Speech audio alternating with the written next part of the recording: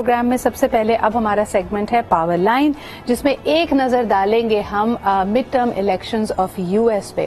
आपको बताते चलें कि इसका यकीनन अमरीकी पॉलिटिक्स पे तो असर पड़ता है और इस दफा हम देख रहे थे कि बार बार वो रिझाने की कोशिश कर रहे हैं, लोगों को बुलाने की कोशिश कर रहे हैं कि वोट दें।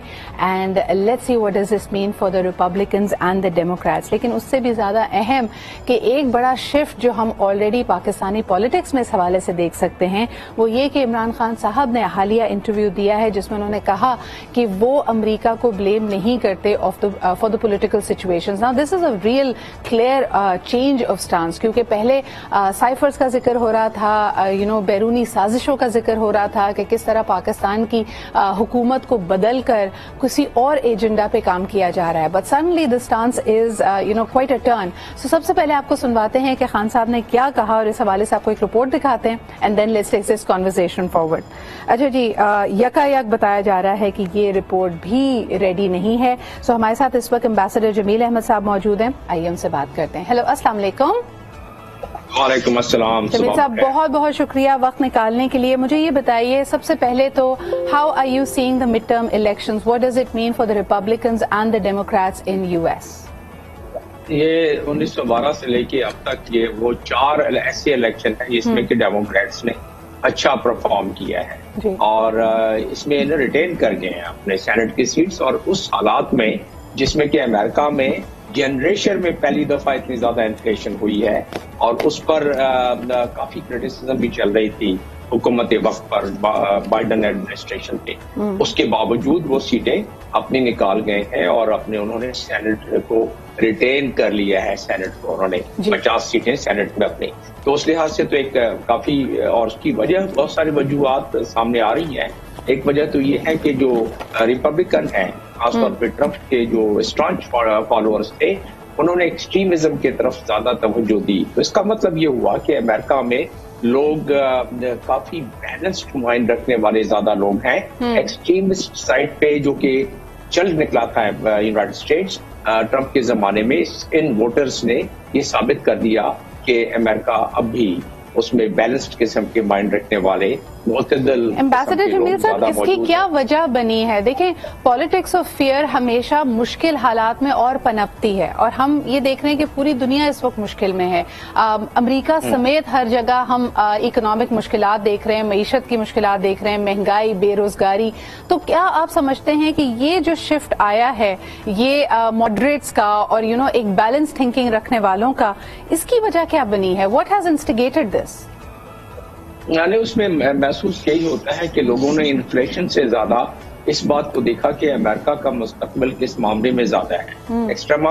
अमेरिका को एक्सट्रीम राइट की तरफ ले जाएं या इस इन्फ्लेशन को बर्दाश्त कर लें। तो ये एक सामने तजिया नजर आ रहा है। लोगों ने अपने मफाद, अपने मुल्क के मफाद को देखते हुए लॉन्ग टर्म में शायद ये सोचा है कि मुल्क को एक्सट्रीमिज्म की तरफ न ले जाया जाए, क्योंकि अमेरिका जितनी हेटेरोजेनस सोसाइटी है, अगर एक्सट्रीमिज्म की तरफ चली गई तो वहां फिर काफी ज्यादा मार धाड़ और काफी माशरे में एक उतार चढ़ाव आ जाएगा। तो ये एक तजिया बनता है इस वक्त, तो अगर इसको तजिया किया जाए, वरना जिस लिहाज से इन्फ्लेशन और जिस लिहाज से पहले कुछ पोल्स हुए थे उसके मुताबिक अगर देखा जाए तो ओबामा के कोई हालात इतने सही नहीं जा रहे थे, उनके जो ओपिनियन पोल्स थे। लेकिन इस दफा एक और सबसे बड़ी वजह यह है कि उस एक्सट्रीमिज्म की तरफ रिलीजन को रिपब्लिकन्स ले आए थे बीच में अबॉर्शन के हवाले से। उसमें भी तकरीबन 40% अमेरिकन हैं जिन्होंने ये कहा कि इस मामले को अपने रिलीजन की हद तक रहने दिया जाए और उसको न लाया जाए इसमें पॉलिटिक्स में। जी, एक तसादुम नजर आ रहा था एसडीजीज को और ये हालिया जो कानून साजी हुई है उसको लेकर। लेकिन एम्बेसडर जमील साहब, इसको let's bring it closer to home. हम देखते हैं कि फाइनेंशियल टाइम्स को इंटरव्यू देते हुए इमरान खान साहब ने कहा ही no longer wants to blame America for any of the things, any of the developments that have happened in Pakistan, खास तौर पे अपने आप को जो उनको नो कॉन्फिडेंस मोशन के बाद उनकी हुकूमत को खत्म किया गया और हालिया जो कातिलाना हमला उन पे किया गया। उन्होंने कहा कि जी, अगर मैं री इलेक्ट हुआ तो एक डिग्निफाइड रिलेशनशिप अमेरिका से चाहता हूं। इस बयान को आप किस तनाजुर में देखते हैं? बड़ी दानाई वाली बात, और मैं समझता हूं कि एक अच्छे یا جو میچورٹی کی طرف پولیٹیشینز بڑھتے ہیں ان کا یہی وتیرہ ہونا چاہیے. لیکن عمران خان نے جو اس سے ایک اپنا بہت اچھا فالوئنگ بنانی تھی اس نیریٹو کو سامنے لا کے, وہ فالوئنگ بھی بن گئی. اور اب اس کے بعد بیک ڈور چینل سے جو پی ٹی آئی نے اپنے روابط کیے امریکن پولیٹیشینز کے ساتھ تو محسوس ہوتا ہے. اور اس کے بعد ظاہر ہے فارن آفس کی طرف سے جو ان کے کانٹیکٹس ہیں پرانے فارن آفس میں, یا اس کے علاوہ جو ان کے کانٹیکٹ ہیں جو لوگ انٹرنیشنل ریلیشنز کو سمجھتے ہیں, انکلوڈنگ اسٹیبلشمنٹ میں جو عمران خان کے کانٹیکٹس ہیں, ان ساروں نے مجھے یقین ہے کہ بتایا ہوگا کہ ملکی مفاد میں نہیں ہے کہ ہم اس نیریٹو کو آگے لے کے چلیں, کیونکہ اس وقت ہم جس گوماگوں کی صورتحال میں ہے جیو پولیٹیکل لینڈسکیپ پر, اگر اس میں ایک اتنا بڑا پولیٹیشین جس کی بہت زیادہ فالوئنگ ہو, جو فارمر پرائم منسٹر بھی رہا ہو, وہ اگر اس قسم کے نیریٹو کو مزید آگے لے کے چلتا رہے تو جو اس وقت پوری دنیا میں دو بگ پاورز کے درمیان جو ایک بہت زیادہ کمپٹیشن, جو کانفلکٹ سے بچنے کی کوشش کی جا رہی ہے جس میں لیکن کانفلکٹ کی طرف بڑھ رہے ہیں, اس میں پاکستان کے اوپر اس ہاتھی کا پیر آ سکتا ہے. مگر جمیل صاحب یہ تو ہو گئی ایکسٹرنل آڈینس کی بات, یعنی جو پاکستان سے باہر آڈینس ہے جو نظر رکھے ہوئے ہے کہ پاکستان کی politician former and present heads of state امریکہ کے بارے میں کیا سوچتے ہیں, کیا تاثر رکھتے ہیں. لیکن مجھے بتائیں کہ مارچ سے لے کے ابھی تک جو پی ٹی آئی کا اور خان صاحب کا اپنا بیانیہ رہا ہے, اور پھر یہ کہ جس طرح کی ٹکراؤ کی تصادم کی صورتحال ان کی پی ڈی ایم کے ساتھ ہے, کیا آپ کو لگتا ہے دس سلائٹ فلیکسیبلٹی, آپ نے تو اس کو ایک وائز موو قرار دیا ہے, کیا اس سے پی ڈی ایم کو کوئی فائدہ ہوگا؟ کیا ان کے اپنے نیریٹو, اپنے جو ان کے لوئلسٹ ہیں جو پاکستان تحریک انصاف کے حامی ہیں, کیا وہاں پہ کوئی تبدیلی یا بدلاؤ ہوگا؟ کیا people will again take it as Khan صاحب یو ٹرن؟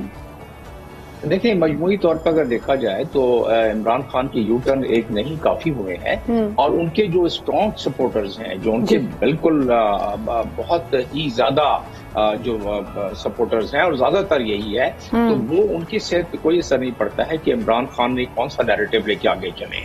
ان کی صحت میں صرف یہی ہے کہ عمران خان ہے, وہ ان کا لیڈر ہے, اور اس پر بلائنڈ جو ہے فالوئنگ جاری رکھنی ہے. یہ امریکہ کی طرح سوئنگ بورڈز نہیں ہے. یہاں زیادہ تر ہم لوگ جو پچھلے 30-35 سالوں میں جو ہماری ذہن سازی کی گئی ہے, تو ہم اس ذہن سازی کے تحت بس ایک ذہن بنا لیتے ہیں, کیونکہ ہمارا بہت زیادہ دائرہ وسیع تو نہیں ہے مطالعے. جمیل صاحب آپ ہمارے ساتھ لائن پہ رہیے گا. ایک اور انٹرنیشنل خبر ہے جو میں نے آپ کے ساتھ کور کرنی ہے, لیکن اس وقت پاکستان تحریک انصاف کے علی زیدی صاحب ہمارے ساتھ لائن پہ موجود ہیں. السلام علیکم Ali, thank you very much for making time this morning. ہم یہاں پہ بات کر رہے ہیں خان صاحب کے حالیہ اسٹیٹمنٹ جو انہوں نے فائنینشیل ٹائمز کو دیا, and he said he no longer بلیمز U S. یہ بڑی اسٹیٹمنٹ قرار دی جا رہی ہے. از دس اے یو ٹرن فرام خان صاحب earlier statements? I don't think کہ انہوں نے یہ کہا ہے کہ he doesn't blame. See, I think he said that انہوں نے یہ کہا ہے کہ it is behind me, اور انہوں نے یہ بھی کہا ہے کہ instead of blaming US, اصل میں ایشو تو لوکل ہے ہمارا. صحیح. خالی دیکھ باہر والا تو جو بھی ہوگا وہ اپنے ایڈوانٹیج میں ہی ڈیسیژن لیتا ہے نا. ہمارے والے بھی وہ صرف علی زیدی صاحب یہی بات تو 6 ماہ سے ہو رہی تھی جب آپ کا نو کانفیڈنس موشن پاس ہوا اور اس حکومت, اس رجیم کو ختم کیا گیا خان صاحب کی, تو تب سے خان صاحب نے کہا کہ یہ بیرونی طاقتیں چاہ رہی ہیں, لیکن اس وقت بھی ووٹ دینے والے پارلیمنٹیرینز تو پاکستانی ہی تھے نا سارے. دیکھیں بیرونی طاقتیں تو چاہ رہی ہیں, اس میں تو کوئی ڈاؤٹ نہیں ہے, نہ کہ کوشچن مارک ہے جی, لیکن لوکل وکے تو لوکل لوگ ہیں نا. دیکھیں 3 چیزیں تھیں نا, لیٹس بی کلیئر. 3 points: مداخلت, دھمکی اور سازش. صحیح. ٹھیک ہو گیا. Interference, threat and conspiracy. آپ انٹرفیئرنس, مداخلت یعنی کہ بلیٹنٹ انٹرفیئرنس تو خود این ایس سی کی منٹس پہ لکھا ہوا ہے, دونوں ہمارے اندر بھی اور ان کے اندر بھی. این ایس سی نے وہ منٹس کو اپروو کیا اور ڈیمارچ کیا چارج دی اپنے اس کو. ٹھیک ہو گیا جی. اب آ جائیں دھمکی. دھمکی اس نے خود ایکسپٹ کی ہے, فلور آف دا ہاؤس کھڑے ہو کے, یہ دھمکی بھی تھی. اور رہ گئی سازش. سازش تو اندر سے ہوتی ہے. جو دھوکہ دشمن تھوڑی دیتا ہے, دشمن تو حملہ کرتا ہے, دھوکہ تو اپنے دیتے ہیں. تو سازش تو اندر سے ہوتی ہے.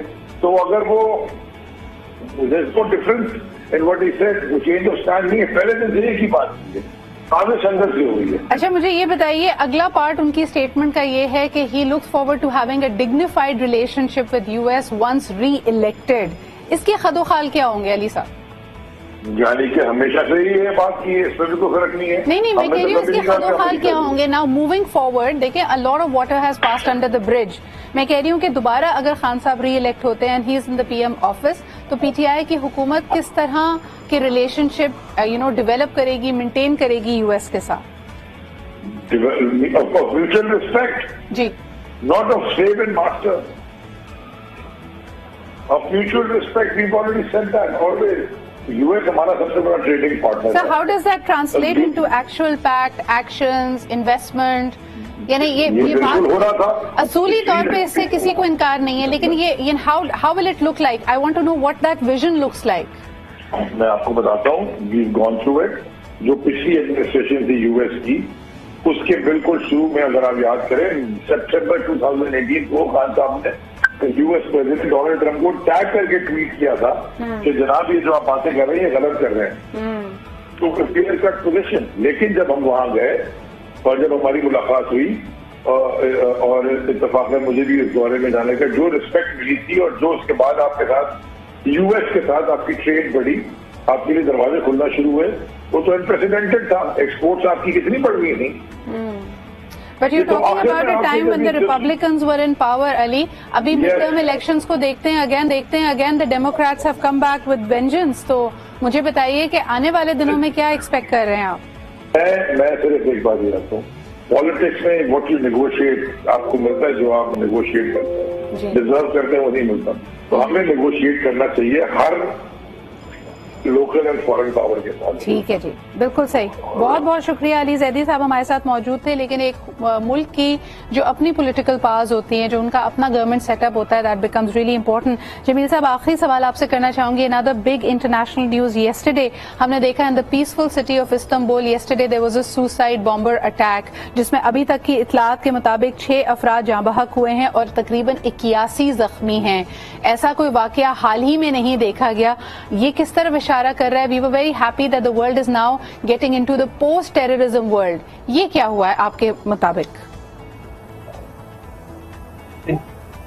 یہ بات اسی چیز کی غمازی ہے جس طرح کہ جنرل ضیاء نے ہمارے اس قوم کو جو ذہن سازی کی تھی خاص طور پر سوویٹس کے خلاف جب ان کو لانچ کرنا تھا، اسی لحاظ سے ہمارے بہت محترم ظاہر ٹرکی سے ہمارے بڑے اچھے مراسم ہیں.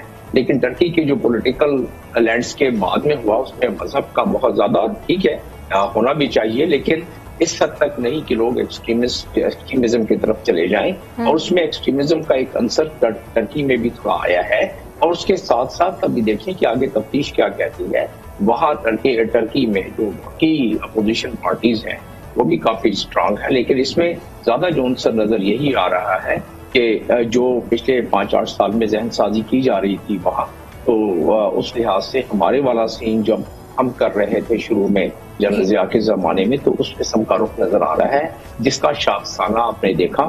اور ان چیزوں کو اگر دوبارہ صحیح بیلنسڈ وے میں سامنے نہ لایا جائے جیسے یو ایس کر رہا ہوتا ہے، تو اس قسم کے معاملات اور آگے زیادہ بڑھ سکتے ہیں. بالکل صحیح. بہت بہت شکریہ. ایمبیسڈر جمیل صاحب ہمارے ساتھ موجود تھے. ابتدائی اس وقت انویسٹیگیشنز ہو رہی ہیں، لیکن صدر اردوغان کا کہنا ہے کہ تمام جو اس کے اندر متحرکات ہیں ان کو کیفر کردار پر پہنچایا جائے گا.